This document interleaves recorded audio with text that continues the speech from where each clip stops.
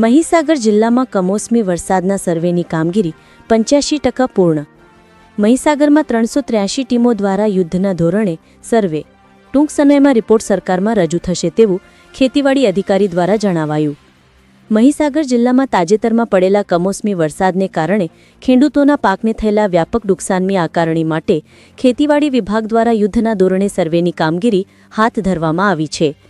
જિલ્લા વહીવટીતંત્ર અને ખેતીવાડી વિભાગની ટીમો અસરગ્રસ્ત ગામોમાં ફરીને પાકને થયેલા નુકસાનનો તાગ મેળવી રહી છે।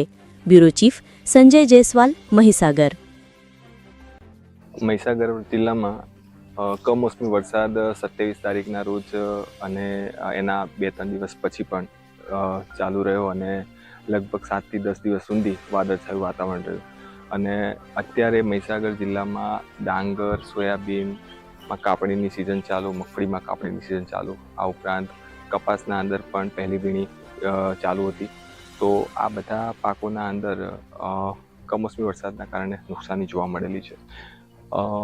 મોટાભાગના ગામો આના અંદર અસરગ્રસ્તમાં આવેલા છે અને દરેક ગામોના અંદર અત્યારે સર્વે ટીમ સર્વે મોટાભાગે પૂર્ણ કરેલ છે। હજી થોડા ઘણા બાકી છે, એ પણ આજે પૂર્ણ થઈ જશે।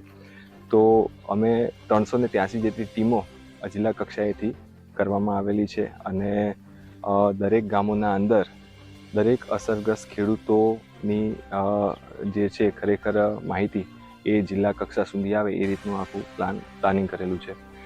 સાથે સાથે આ વિસ્તારના અંદર મોટાભાગે ડાંગરનો એરિયા વધારે છે મહીસાગર જિલ્લામાં અને સૌથી વધારે વિકટ પરિસ્થિતિ ડાંગરના ખેડૂતોની છે, એટલે એ પણ બાબતો ધ્યાનમાં લેવામાં આવેલી છે અને મોટાભાગે 80 થી 85% જેટલો સર્વે અત્યારે પૂર્ણ થયેલું છે અને ટૂંક જ સમયમાં આ સર્વે પૂર્ણ કરીને સરકારશ્રીમાં રિપોર્ટ રજૂ કરવામાં આવશે।